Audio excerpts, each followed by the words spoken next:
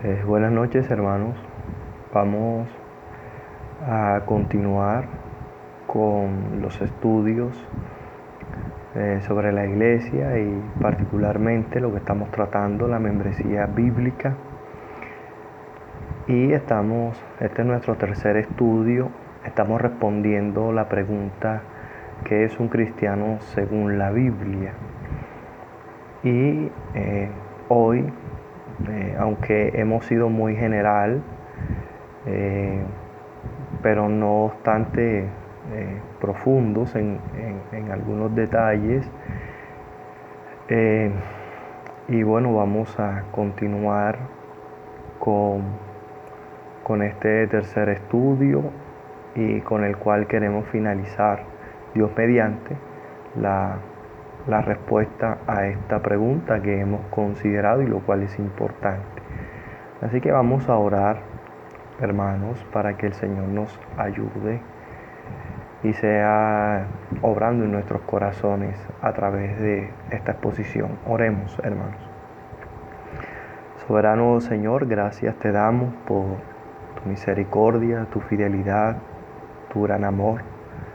Gracias, amado Señor, por Cristo, nuestro Salvador, quien perdona todos nuestros pecados y nos hace aptos para estar delante de ti. Te pedimos que nos ayudes y que nos des la iluminación y el entendimiento para comprender tu palabra. Ayúdanos, Señor, y que tu nombre sea glorificado. En Cristo Jesús. Amén. ¿Qué es un cristiano según la Biblia?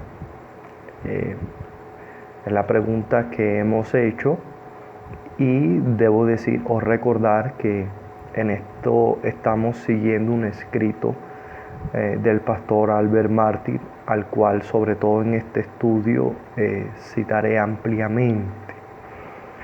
Hemos dicho en las dos clases anteriores que un cristiano según la Biblia es primero que todo una persona que ha enfrentado auténticamente el problema de su propio pecado.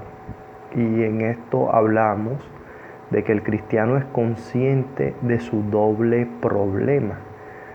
Él tiene un problema con lo que teológicamente llamamos la culpa original, esa culpa que obtuvimos en Adán, al igual que la corrupción original es lo que heredamos con nuestro padre Adán.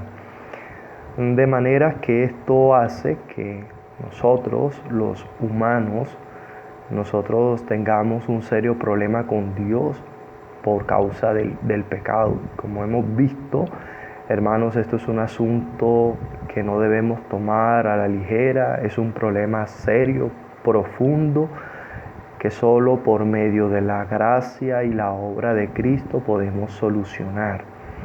Y que por esto el hombre se encuentra depravado e inhabilitado totalmente. Lo único que queda es la gracia de Dios como esperanza para nuestra salvación. Y un cristiano bíblico es consciente del serio problema que tiene con Dios. Nuestro principal problema no es nuestra situación económica, no es las otras personas o las circunstancias. Nuestro mayor problema es con el pecado. Y eso lo tiene claro un verdadero creyente según la Biblia. En segundo lugar, un cristiano según la Biblia es aquel que ha considerado seriamente el único remedio divino para el pecado. Y veíamos tres cosas en esto, la clase pasada. En primer lugar, el remedio de Dios para el pecado está unido a una persona, Cristo. En segundo lugar, el remedio de Dios para el pecado está centrado en la cruz sobre la cual Jesucristo murió. Y aquí veíamos esa sustitución penal, esa satisfacción, esa obra vicaria de Cristo en la cruz por nosotros. Y en tercer lugar, considerábamos que el remedio de Dios para el pecado es adecuado para todos los hombres y que por tanto se ofrece a todos los hombres sin discriminación.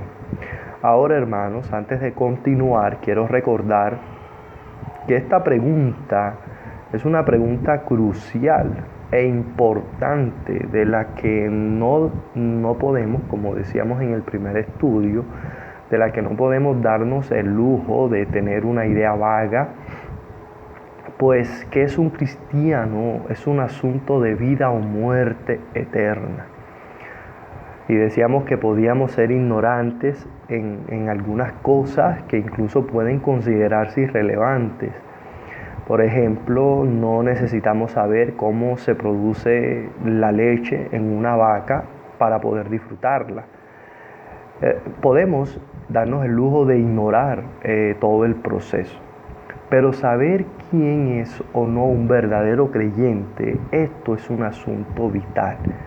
Sobre todo, hermanos, en nuestros tiempos, cuando ser cristiano se ha trivializado tanto y parece incluso que hoy todos son creyentes, pero claro, creyentes según el concepto e ideologías y pensamientos humanos y no según las escrituras. Es triste saber que hoy muchos se consideran a sí mismos creyentes, pero no según la Biblia, y estos al final podrán tener una muy desagradable sorpresa cuando el Señor les diga: apartaos de mí, hacedores de maldad, y dirán: Señor, pero en tu nombre esto creímos, hicimos esto, lo otro, yo creía que las cosas eran así, etcétera, y vivieron sus vidas y su fe como bien les parecía, pero no se interesaron ni despertaron nunca a las realidades de la palabra de Dios. Así que, hermanos, saber que es un creyente según la Biblia es vital para librarnos del engaño, del error y de creer una mentira que puede ser trágica al final. Por eso veremos que un verdadero cristiano, en tercer lugar, y este es el tercer aspecto que vemos según la Biblia, un verdadero cristiano es aquel que se ha conformado de todo corazón a las condiciones para obtener la provisión de Dios para el pecado.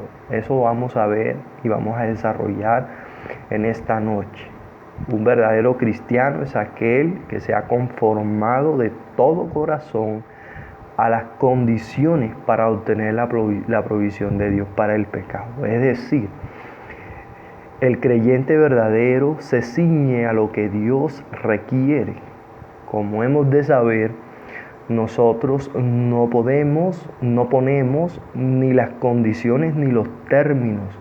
Nosotros no determinamos qué hacer y cómo hacerlo para llegar al cielo. Es Dios quien pone las condiciones y los requerimientos para ser salvo. Un verdadero creyente lo acepta y se dispone a la voluntad de Dios. Y ratificamos esto porque hoy el hombre cree que tiene la libertad y el derecho de determinar las cosas, como por ejemplo qué, quién y cómo se es santo, cómo ser salvo. Hay muchas ideas que circulan en el mundo fundamentadas básicamente en que para ser salvos necesitamos, por ejemplo, hacer buenas obras, ser educado, etc. O preguntas cómo adorar a Dios. La gente cree que a Dios lo podemos adorar de muchas maneras, como lo indique mi corazón o de acuerdo a mis preferencias, pero no, hermanos.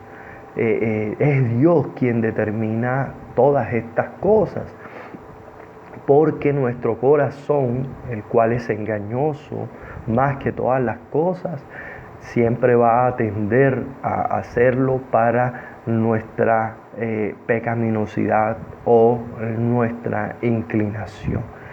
No tenemos, hermanos, ese derecho ni esa capacidad de determinar cómo han de ser las cosas, cómo ser salvo, es Dios quien nos dice lo que tenemos que hacer.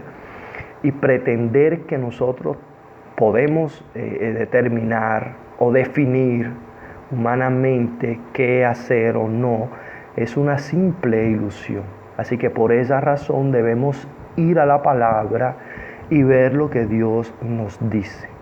Entonces, preguntémonos nuevamente, ahora, ¿cuáles son las condiciones para obtener la provisión de Dios para el pecado y ser salvo o ser un verdadero creyente?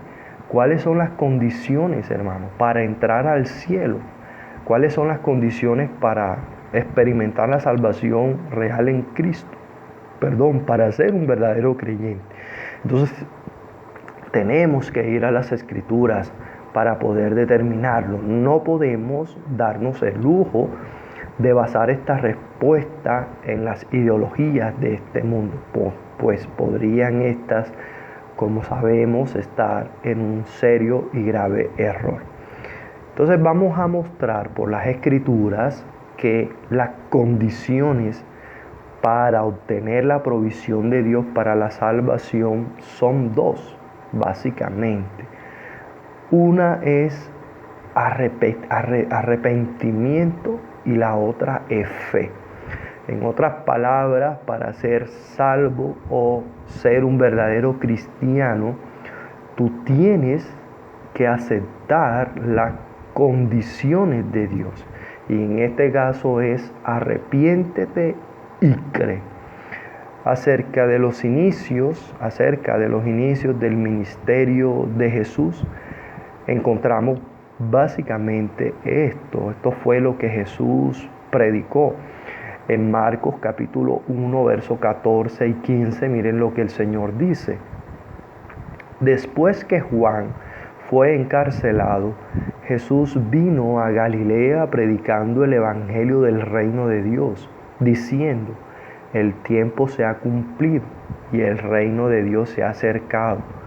Arrepentíos y creed en el evangelio. Entonces notamos claramente que para entrar al reino de Dios tenemos que cumplir estas condiciones dadas por Dios: el arrepentimiento y creer en el evangelio.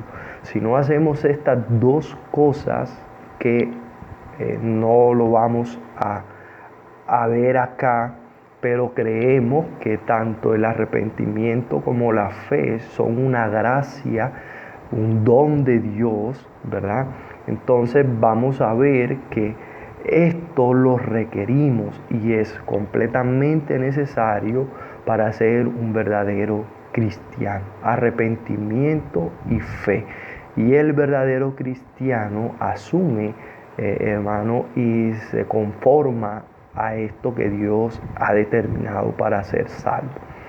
Después de la resurrección, Jesús dijo a sus discípulos en Lucas capítulo 24, verso 47 lo siguiente: que se predicase en su nombre el arrepentimiento y el perdón de pecados en todas las naciones, comenzando desde Jerusalén. Es decir, que el evangelio es, hermanos, la predicación del arrepentimiento. Es aquella que llama a los hombres a arrepentirse de sus pecados. Y el apóstol Pablo, también vemos que la predicación apostólica era igual a la del Maestro, nuestro Señor Jesucristo. Mire lo que Pablo dice en Hechos 20:21. A judíos y a gentiles acerca del arrepentimiento para con Dios y de la fe en nuestro Señor Jesucristo. Hechos 20:21. Así que cuando preguntamos cuáles son las condiciones divinas para obtener la provisión de Dios, debemos decir arrepentirnos y debemos creer y tener fe. Ahora, aunque vamos a ver el arrepentimiento y la fe por separado, no obstante debemos decir que estas nunca están desligadas. Son gracias siamesas, ni siquiera gemelas, siamesas. Es decir, están pegadas la una con la otra. No puede haber solo arrepentimiento y solo fe, no. Para ser un verdadero creyente, estas dos gracias deben estar presentes en la vida de una persona. Debe primero arrepentirse de sus pecados y en segundo lugar creer en la persona de nuestro Señor Jesucristo. Ahora, vamos a verlas por separado, pero teniendo claro que estas dos siempre se producen juntas en la persona que es salvada por gracia. Entonces, veamos en primer lugar qué es el arrepentimiento. No vamos a hacer un estudio profundo, pero vamos a dar algunos aspectos generales e importantes de lo que es el arrepentimiento. Y vamos a ceñirnos a la definición que hace el Catecismo Menor de Westminster, el cual es muy bueno. Dice el Catecismo, ¿qué es el arrepentimiento? El arrepentimiento para vida es una gracia salvadora, es decir, un regalo de Dios, por la cual un pecador, con un verdadero sentimiento de su pecado y comprendiendo la misericordia de Dios en Cristo, con dolor y aborrecimiento de su pecado, se aparta del mismo para ir a Dios, con pleno propósito y esfuerzo para una nueva obediencia. Así define el arrepentimiento el catecismo menor. Ahora vamos a ver esos detalles en el desarrollo de la clase. El arrepentimiento es, como el pastor Albert lo escribe, es el hijo pródigo volviendo en sí en un país lejano. Nosotros quizás conocemos la historia que se nos narra en Lucas capítulo 15, en donde un hijo, en lugar de permanecer bajo el gobierno de su padre, le pide tempranamente su herencia, obviamente con un acto de no honrarlo, y le reclama a su padre su herencia y se va a un país lejano donde desperdicia su herencia de forma realmente pecaminosa. Y al desgastar su herencia, este joven queda reducido a la miseria por sus pecados, y nos narra el texto que incluso queda deseando comer lo que se le daba a los cerdos. Este joven, por el pecado, terminó en una miseria total. Pero el texto nos dice que vuelve en sí y dijo, y voy a leer los versos 17 al 19 de Lucas capítulo 15 para ilustrar por la palabra lo que es el arrepentimiento. Dice este joven, o nos dice la historia: ¿cuántos jornaleros en casa de mi padre tienen abundancia de pan, y yo aquí perezco de hambre? Me levantaré e iré a mi padre y le diré: Padre, he pecado contra el cielo y contra ti. Ya no soy digno de ser llamado tu hijo. Hazme como a uno de tus jornaleros. Notamos, hermanos, que cuando el hijo pródigo reconoció su pecado, él no se sentó y pensó sobre el asunto. No le escribió una carta a su padre, ni escribió una poesía. La Escritura dice que cuando reconoció su pecado, levantándose, vino a su padre. Es decir, dejó a aquellos compañeros que fueron sus amigos en el pecado. Cuando se levantó y vino a su padre, muestra que este joven aborreció todo lo que perteneció a este estilo de vida y le volvió la espalda. Eso podemos entender cuando dice levantándose vino a su padre.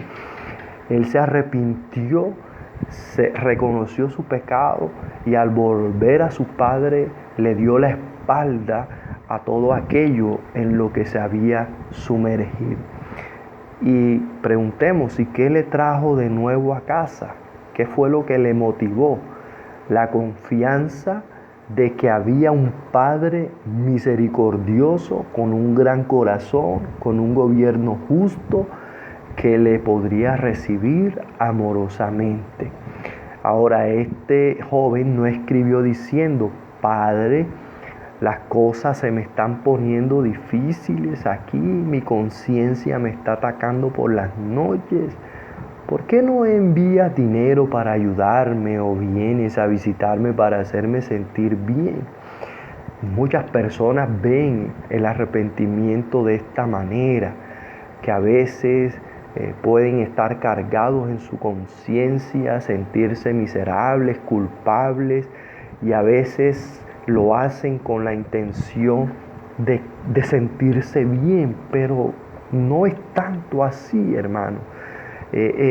Este joven no necesitaba simplemente sentirse bien, necesitaba él mismo venir a ser bueno. Por ello dejó aquel país lejano. Esto, hermanos, es un cuadro de lo que es el arrepentimiento. Ahora, miremos lo que dice el verso 20. Y cuando aún estaba lejos, lo vio su padre y fue movido a misericordia y corrió y se echó sobre su cuello y le besó. El hijo pródigo no vino orgulloso hacia su padre, hablando acerca de tomar la decisión de regresar a casa, como hoy muchos lo ven. Hoy nos encontramos con la idea de que las personas pueden pasar al frente, hacer una pequeña oración y hacerle un favor a Dios tomando una decisión. Esto no tiene nada que ver con la verdadera conversión. El verdadero arrepentimiento involucra el reconocimiento de que se ha pecado contra el Dios del cielo, aquel que es grande y misericordioso, santo y amoroso, y que por tanto no somos dignos de ser llamados su hijo. Ahora, en el momento, hermanos, en que estoy preparado para dejar mi pecado, darle la espalda y dispuesto a regresar humildemente, preguntándome si habrá alguna misericordia para mí, entonces ocurre lo maravilloso de la salvación. El Padre me encuentra, me echa a sus brazos de amor reconciliador y misericordia. Notemos que en el relato, hermanos, el hijo va hacia la casa, se levanta para ir a su padre, pero él no tiene tiempo de llegar porque el padre corre hacia él, el padre va a su encuentro, y eso, hermanos, es lo que Dios hace con todos nosotros. Ahora notemos, hermanos, y aquí es donde debemos considerar seriamente esto, hermanos. El padre no echó sus brazos alrededor del cuello del hijo pródigo cuando éste todavía estaba atendiendo cerdos y en los brazos de ramera.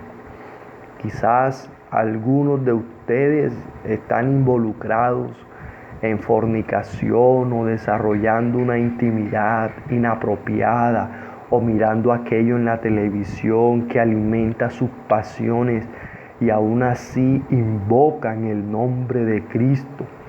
Debo decirte que vives con un hato de cerdos y luego el domingo vienes a la casa de Dios.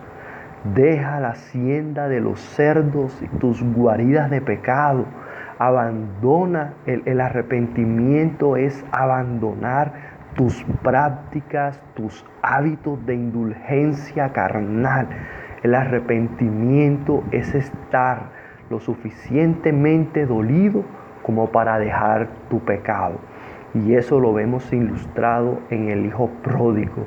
Cuando se arrepintió, estuvo dispuesto, él no lo pensó, no lo consideró, él abandonó y le dio la espalda a esa inmundicia y vino a su padre con la confianza de que su padre tendría de él misericordia. Y noten la humildad de este hijo pródigo.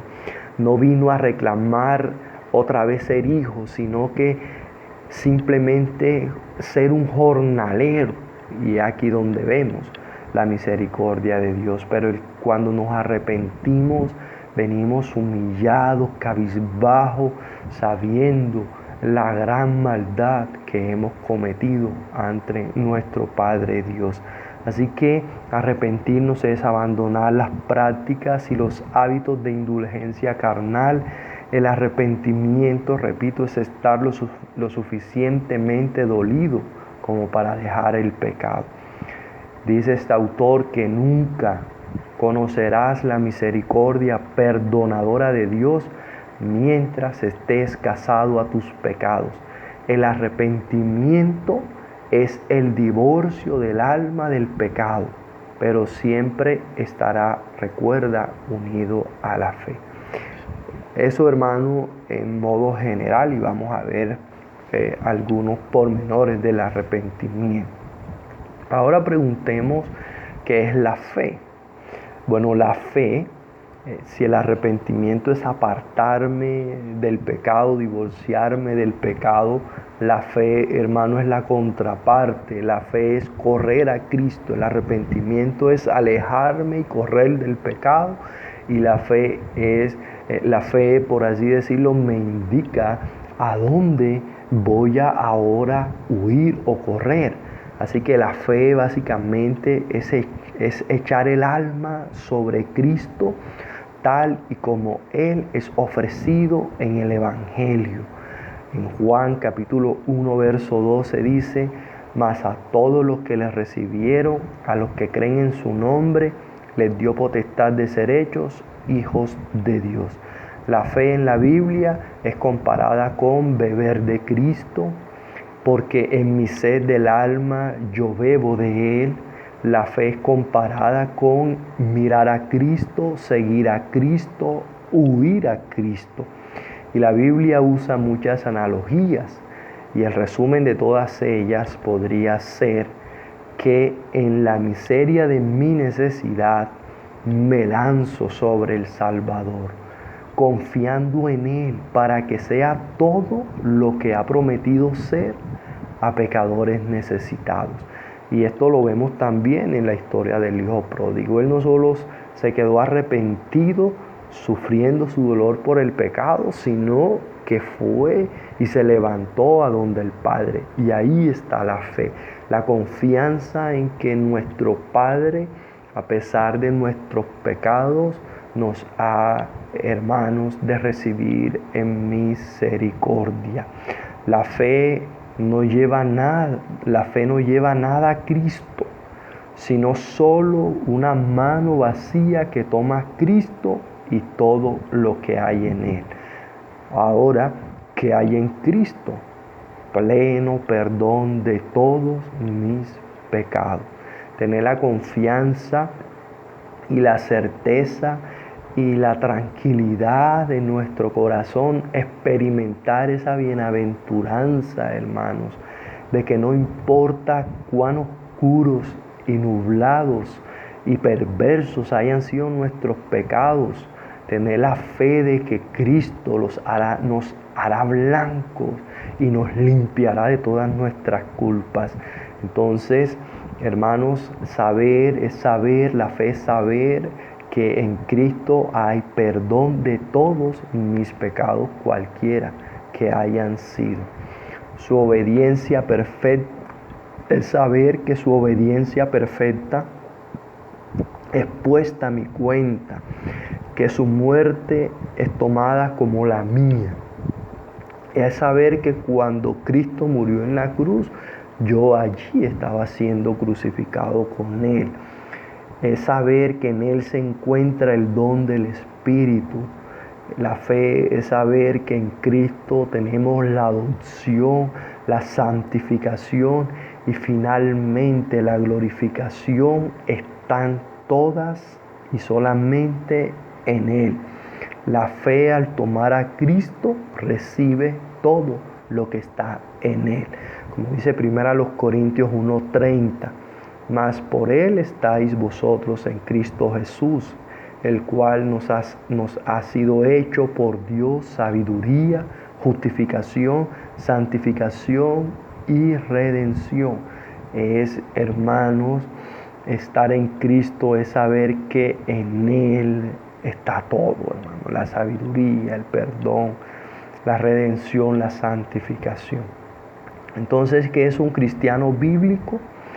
Un cristiano bíblico es aquel que ha obedecido de todo corazón las condiciones para obtener la provisión divina para el pecado. Esas condiciones son el arrepentimiento y la fe. Y compara el autor estas cosas como una bisagra sobre la que se mueve la puerta de la salvación. La bisagra de una puerta tiene dos placas. Una está atornillada a la puerta y la otra lo está al marco de la puerta. Y estas están unidas entre sí por un perno. Y sobre esta bisagra la puerta gira. Cristo es la puerta, pero ninguno entra a través de Él si no se arrepiente y cree en su persona y en su obra. No hay bisagra hecha exclusivamente de arrepentimiento. El arrepentimiento que no está unido a la fe es un arrepentimiento legalista. Termina en ti mismo y tu pecado. De la misma manera, no hay verdadera bisagra hecha exclusivamente de fe. Una fe confesada que no está unida al arrepentimiento es una fe espuria y real, porque la verdadera fe es una fe en Cristo para salvarme no en el pecado, sino del pecado. El arrepentimiento y la fe son entonces inseparables. Y como dice Lucas 13:3, y si no os arrepentís, todos pereceréis igualmente. Además, Apocalipsis 21:8 se nombra a los incrédulos entre aquellos que perecen. Dice Apocalipsis 21:8, tendrán su parte en el lago que arde con fuego y azufre, que es la muerte segunda. Así que estas son las condiciones, hermanos, o los requisitos para recibir la provisión de Dios para el pecado: arrepentimiento y fe.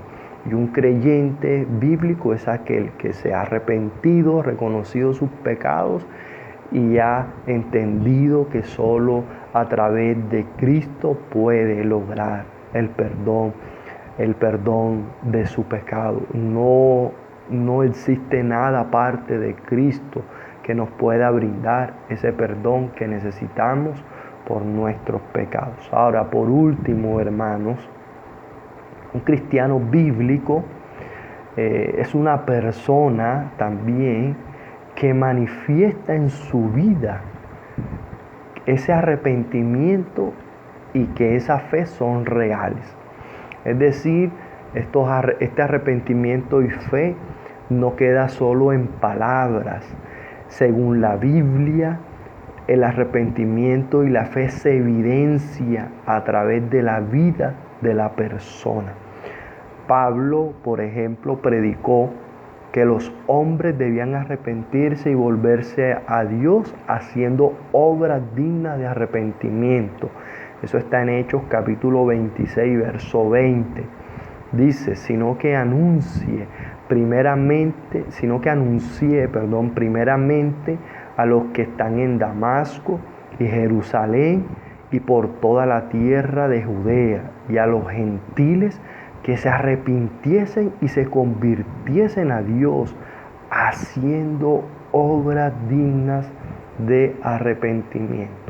Dios se propuso que haya tales obras. Efesios capítulo 2, verso 8 al 10 dice, porque por gracia sois salvos por medio de la fe. Aquí notamos que la fe aunque es una exigencia de Dios, un requisito de Dios para ser salvo, no obstante, la fe es una gracia, es un don de Dios, no es de vosotros, como dice el texto, pues es don de Dios, no por obras, es decir, tú aparte de estos requerimientos no puedes hacer nada para llegar a la salvación, para que nadie se gloríe, porque somos hechura suya, creados en Cristo Jesús para buenas obras, las cuales Dios preparó de antemano para que anduviésemos en ella. Entonces aquí hablamos que cuando tenemos la fe, hermanos, esta fe se evidencia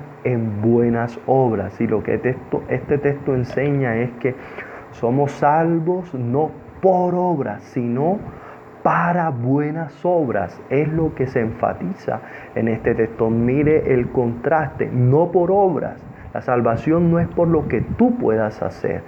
La salvación, hermanos, cuando somos las obras, las buenas obras, entonces son el resultado de haber experimentado la gracia del arrepentimiento y la fe en nuestras vidas. Hechos nos habla del arrepentimiento, obras dignas de arrepentimiento, y Pablo en Efesios nos habla de las buenas obras de la fe. Así que, hermanos, el arrepentimiento y la fe en el cristiano bíblico se deben evidenciar a través de buenas obras. Voy a leer aquí un escrito de A.W. Pink sobre los frutos del arrepentimiento, para que, hermanos, tengamos más claridad sobre este asunto. Voy a hacer leer textual para, hermanos, ganar tiempo. Y Arthur Pink dice que los frutos del arrepentimiento son, los voy a enumerar y a leer. 1. Cuando nos hemos arrepentido realmente y experimentamos la gracia de Dios, hay un aborrecimiento auténtico por el pecado, como pecado, y no meramente por sus consecuencias. Repito, 1, un aborrecimiento auténtico por el pecado como pecado. Un aborrecimiento un aborrecimiento no solo por este o aquel pecado, sino por todo pecado, y particularmente por la raíz misma. Ezequiel capítulo 14:6 dice: así dice Jehová el Señor, convertíos y volveos de vuestros ídolos y apartad vuestro rostro de todas vuestras abominaciones. El que no aborrece el pecado, lo ama. La demanda de Dios es, Ezequiel 20:43, y os aborreceréis a vosotros mismos a causa de todos vuestros pecados que cometisteis. El que realmente se ha arrepentido puede decir honestamente lo que dice el salmista en el Salmo 119:114. He aborrecido todo camino de mentira. El mismo que en el pasado creía que vivir una vida santa era una cosa lúgubre, piensa muy distinto ahora. El que anteriormente considera una vida de autocomplacencia como atractiva, ahora la detesta y se ha propuesto dejar todo pecado para siempre. Este es el cambio de manera de pensar que Dios requiere. Entonces tú no puedes decir que te has arrepentido de tus pecados cuando aún los sigues abrazando, cuando aún los sigues consintiendo. El arrepentimiento bíblico es un aborrecimiento y un odio real por los pecados, hermanos, que cometemos. En segundo lugar, dice Pink, el arrepentimiento tiene como fruto un dolor profundo por haber pecado. El arrepentimiento de tantos que no salva es principalmente una angustia ocasionada por una aprehensión de la ira divina. En cambio, el arrepentimiento evangélico produce un dolor profundo que nace del sentido de haber ofendido a un ser tan infinitamente excelente y glorioso como lo es Dios. El uno es el efecto del temor, el otro del amor. El uno es solo por poco tiempo, el otro es una práctica habitual para toda la vida.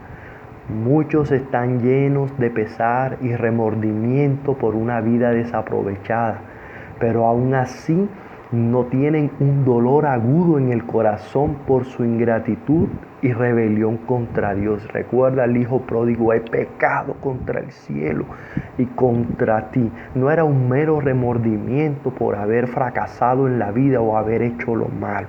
En cambio, el alma regenerada se duele hasta el alma por haber hecho caso omiso y haberse opuesto a su gran benefactor y legítimo soberano.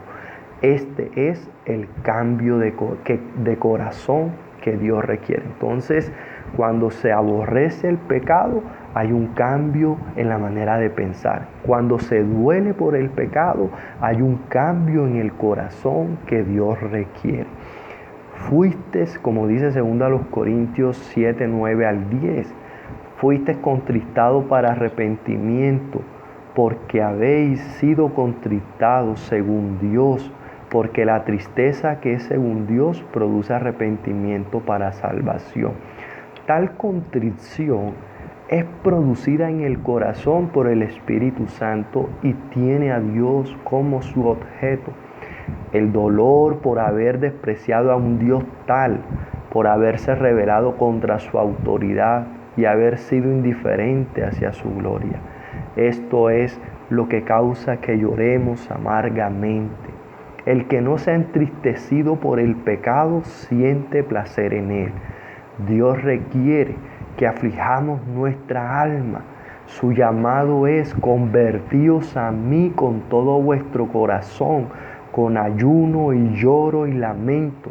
Rasgad vuestro corazón y no vuestros vestidos, y convertíos a Jehová vuestro Dios, porque misericordioso es y clemente, dice Joel capítulo 2, verso 12 al 13. Solo esa aflicción por el pecado es auténtica, causando que crucifiquemos la carne con sus pasiones y deseos. En tercer lugar, el tercer fruto del arrepentimiento es entonces aborrecimiento del pecado, dolor por el pecado. Tercero, confesión de pecado. Dice Proverbios 28:13, el que encubre sus pecados no prosperará. Es segunda naturaleza del pecador negar sus pecados, directa o indirectamente, restarle importancia o excusarlo. Eso es lo que generalmente el hombre hace. O se excusa o le resta importancia, los niega, busca culpables. Eso hizo Adán y Eva en el principio, ¿sí? Y eso fue lo que heredamos. Siempre culpamos a los demás por nuestros pecados y no olvidamos de nuestra naturaleza e inclinación. Así que cuando el Espíritu Santo obra en un alma, sus pecados son expuestos a la luz y Él, a su vez, los reconoce ante Dios. No hay alivio para el corazón quebrantado hasta que lo hace. Salmo 32, 3 y 4 dice: mientras callé, se envejecieron mis huesos, en mi gemir todo el día, porque de día y de noche se agravó sobre mí tu mano, se volvió mi verdor en sequedad de verano. Mientras no se confiesa el pecado, hermano, solamente no habrá alivio, ni tranquilidad, ni paz para el corazón.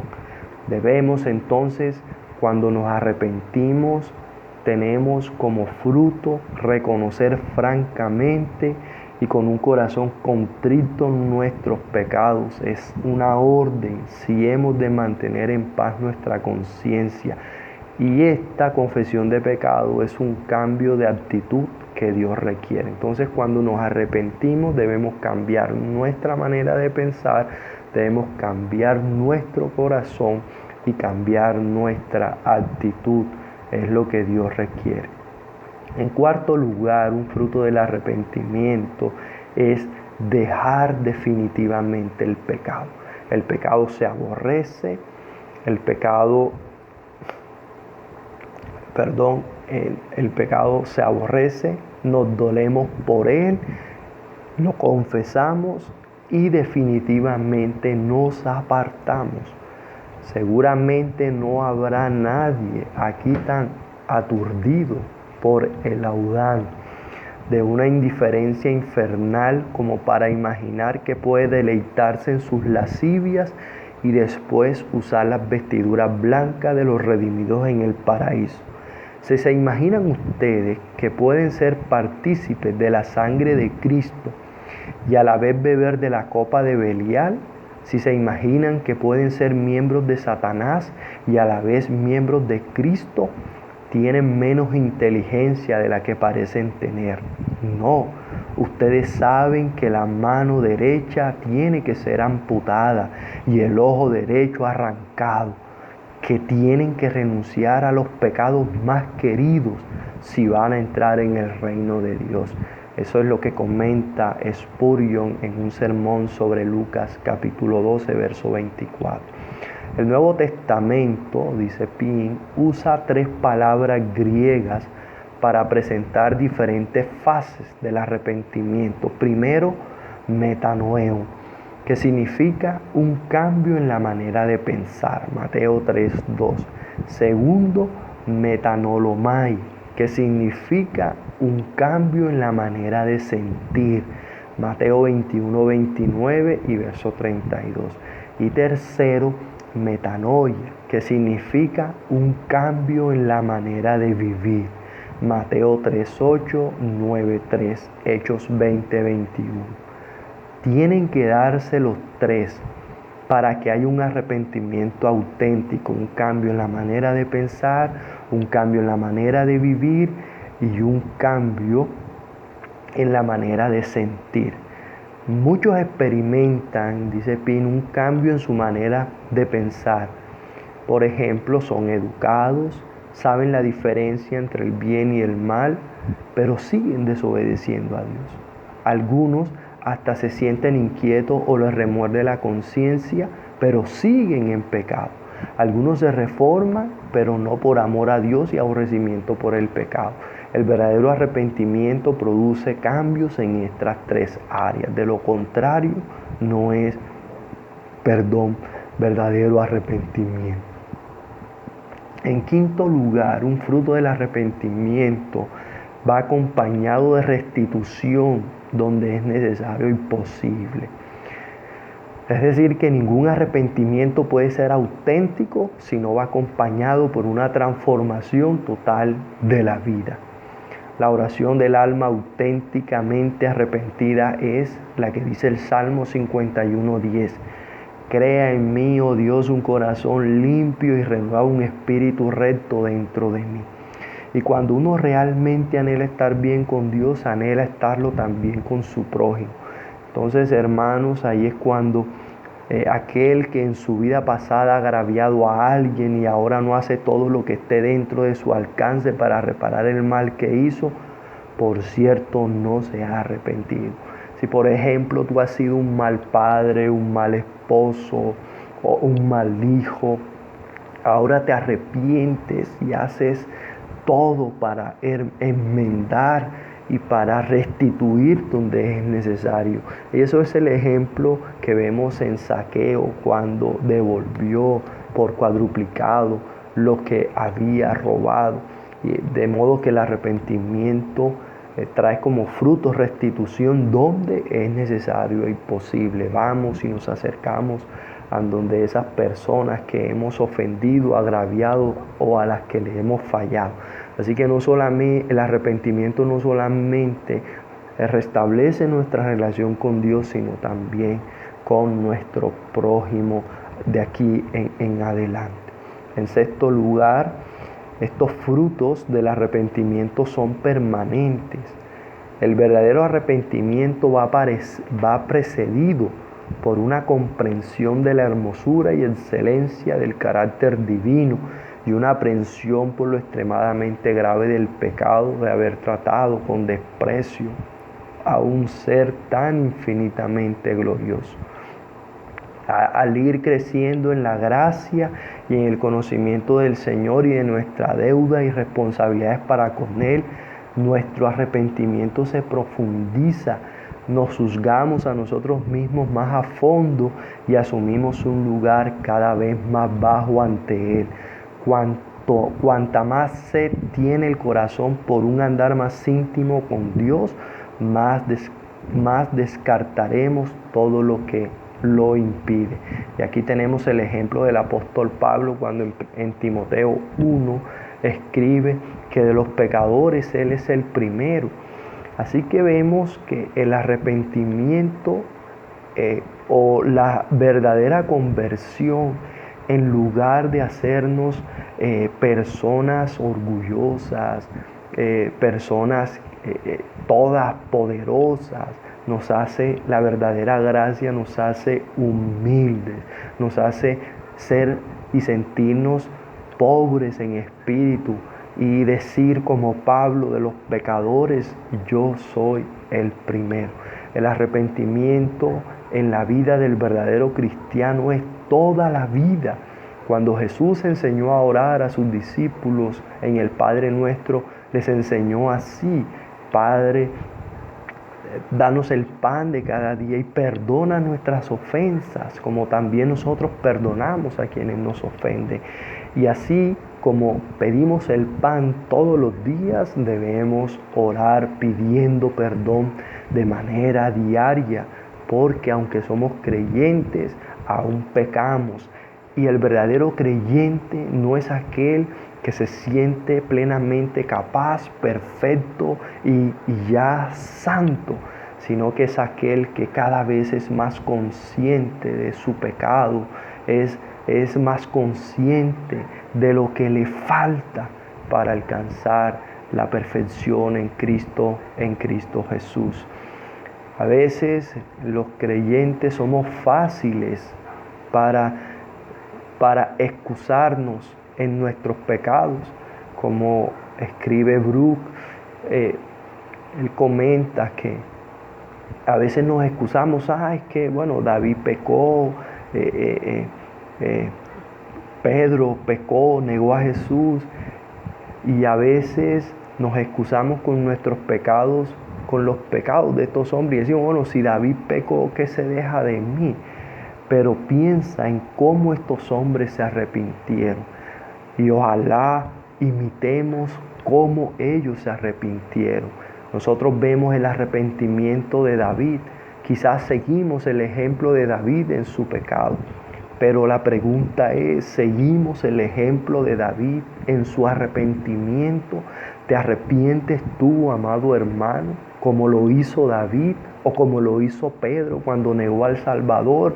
Dice la palabra que Pedro lloró amargamente. Tú quizás has negado a Jesús de muchas maneras, pero la pregunta es, al igual que Pedro lo has negado, pero ¿te has arrepentido como Pedro? ¿Has llorado amargamente por tu pecado? Hermanos, ese es el verdadero arrepentimiento, el arrepentimiento bíblico. Así que, hermanos, el arrepentimiento es durante toda la vida del creyente. Hermanos, Pablo dice en Gálatas también que la fe obra a través del amor. Donde hay verdadera fe, entonces donde hay verdadero arrepentimiento, hay un aborrecimiento, una confesión, un abandono del pecado. Pero también donde hay verdadera fe, la fe obra a través del amor. Donde haya verdadera fe en Cristo, el amor genuino a Cristo será implantado. Y donde haya amor a Cristo, allí habrá obediencia a Cristo. Como dice Juan 14, 21 al 24, el que tiene mis mandamientos y los guarda, este es el que me ama. El que no me ama, no guarda mis palabras. ¿Amas a Cristo? tienes fe en Cristo, entonces guarda sus mandamientos. Ahora, guarda sus mandamientos, hermanos. La fe sin obras, como dice Santiago, está muerta. Si tú dices creer en Cristo, pero vives aún en el pecado, según tu voluntad, estás muerto y no te has arrepentido ni has venido a Cristo realmente. Así que somos salvos confiando en Cristo, no por amarle y obedecerle, pero una confianza que no produzca amor y obediencia no es verdadera fe salvadora. Donde no hay obediencia, no hay fe salvadora. La verdadera fe obra por el amor. Y lo que el amor produce no es la habilidad de sentarse en una noche estrellada y escribir poesía acerca de lo que es ser un cristiano. La fe verdadera trabaja moviéndote a regresar a tu hogar y a obedecer a tus padres, guiándote a amar a tu cónyuge como lo manda tu palabra, a los hijos como manda tu palabra. Te dice lo que la Biblia te dice lo que hagas. Entonces, cuando te has arrepentido y has tenido fe, regresas a tu escuela o a tu trabajo, adoptando una actitud firme por la verdad y la justicia en contra de toda la presión de tus compañeros.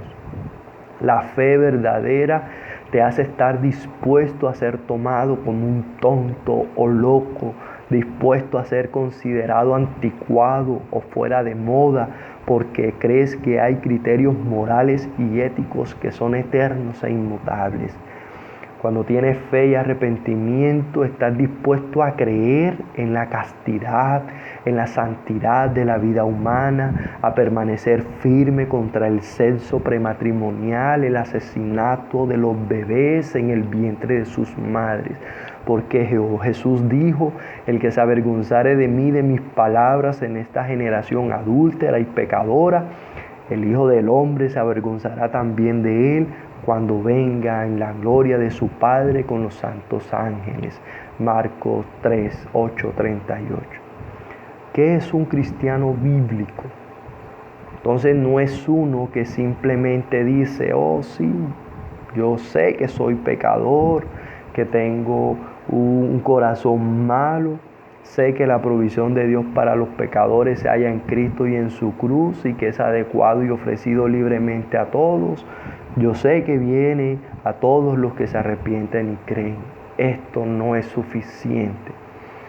Te pregunto, ¿tú te has arrepentido y creído? Pero no solamente has declarado que eres pecador, sino que aborreces el pecado, confiesas el pecado, abandonas el pecado. Has tenido un cambio de corazón, de mente y de sentir. Y si profesas arrepentimiento y fe, ¿se puede esto evidenciar? ¿O sigues con una vida igual que la que antes llevaba? Varios textos dicen: no todo el que me dice Señor, Señor entrará en el reino de los cielos, sino el que hace la voluntad de mi Padre que está en los cielos. Mateo 7:21. En Hebreos 5:9 leemos: vino a ser autor de eterna salvación para todos los que le obedecen. Y primera de Juan 2:4 declara: el que dice yo le conozco y no guarda sus mandamientos, el tal es mentiroso y la verdad no está en él. Te sujetas a la verdad de Dios.